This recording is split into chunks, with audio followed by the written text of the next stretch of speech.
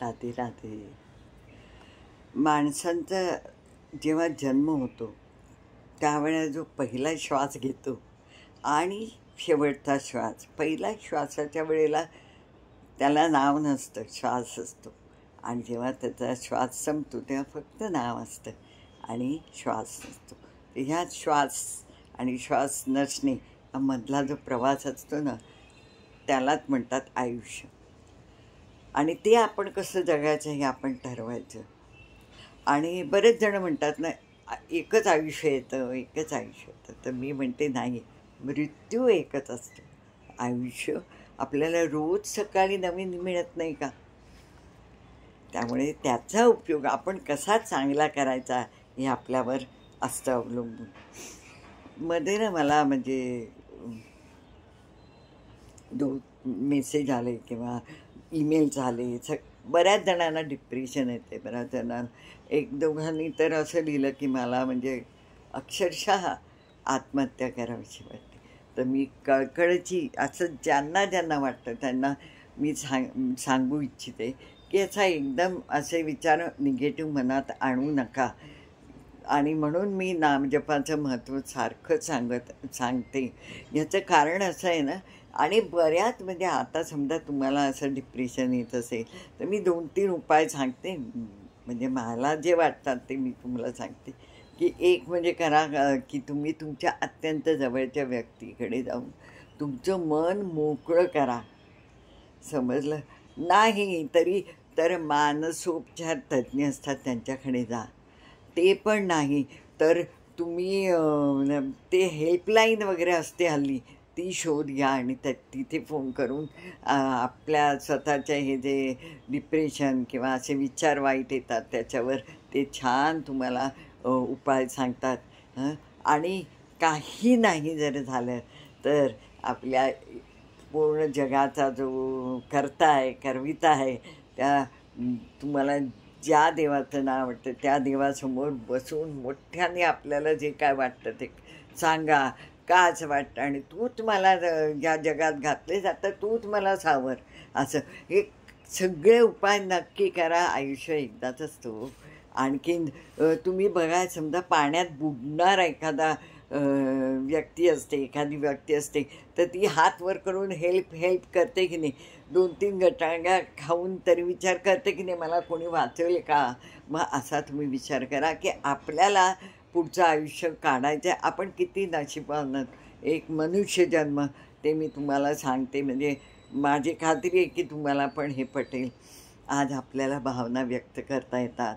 आपल्याला आनंद झाला तर उड्या मारतो आपण किंवा व्यक्त करतो, मिठी मारतो समोर कोण असेल त्याला. दुःख झालं तर एखाद्याच्या जवळ ते आपण सांगू शकतो. आणि आपण एकदम म्हणजे आपल्याला वाईट वाटत असेल, आपण नर्वस असू, आपण डिप्रेस असू, तर आपण एखाद्याच्या खांद्यावर मान ठेवून बोलू शकतो ना.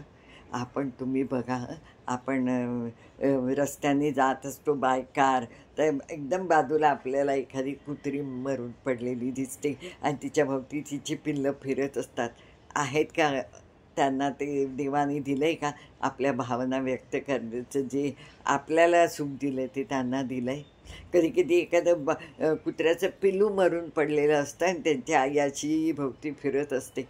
त्यांना येतं का हो भावना व्यक्त करता.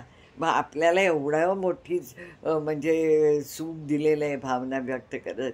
तुम्ही विचार करा, त्या उलट्या कोंबड्या करून त्या मारायला जेव्हा तो घेऊन आपल्याला बरेच वेळा सायकलवरनं दिसतं, त्या कोंबड्या एकमेकांजवळ इतक्या गच्च बांधलेल्या असतात.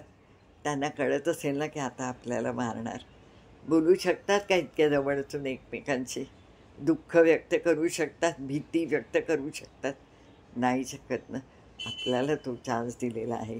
म्हणून नेहमी लक्षात ठेवा की कुठलाही निगेटिव्ह विचार बाजूला करायची ताकद पण देवाने आपल्याला दिलेली आहे. बकऱ्या ज्यांना घेऊन जातो कसाई मारण्यासाठी, त्यावेळेला त्या एकमेकांजवळ गच्च बांधून चालत असतात की एकमेकाला धक्का देत. पण त्यांना कळत असेल नाही हो, डोळ्यात भाव असतीलच की आता माझा शेवटचा प्रवास आहे. पण बोलू शकतात एकमेकांची, भावना व्यक्त करू शकतात. मग आपल्याला एवढा मोठा जे प्लस पॉईंट दिला आहे, गुण दिला आहे देवाने, की तुम्ही तुमच्या भावना व्यक्त करू शकता. मग आपण का असा निर्णय घ्यायचा?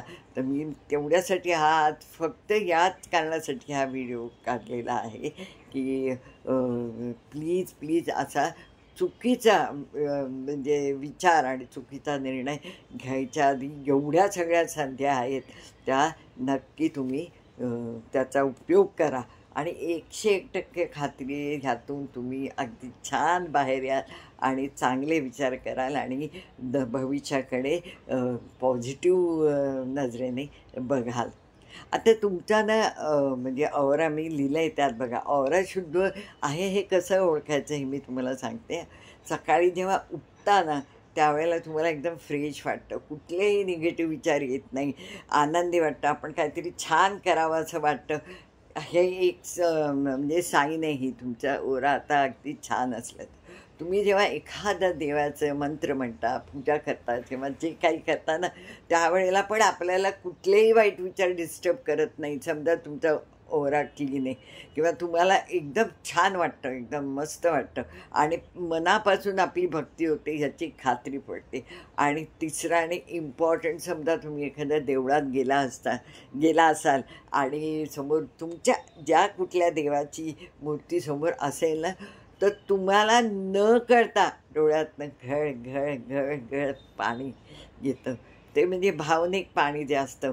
तुम्ही समजा तुमचा औरा एकदम शुद्ध आहे, आभामंडळ औरा म्हणजे आभामंडळ शुद्ध आहे, पवित्र आहे, मस्त आहे आणि असंच नेहमी ठेवत जा.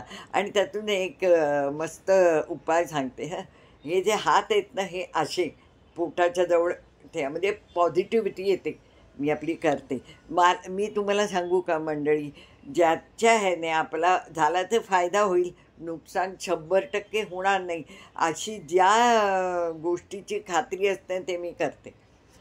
कळलं? ॲक्युप्रेशर हे सगळं मी करत असते. पण ह्याने ना सगळे मोठ्या मोठ्या लोकांचे हात बघा हे असे असतात, हे असे, हे बघा हे असे करून पोटाजवळ 2-4 मिनटं असे ठेवून द्यायचं. अगदी टी व्ही बघताना तुम्ही करा ना असं, काय हरकत आहे.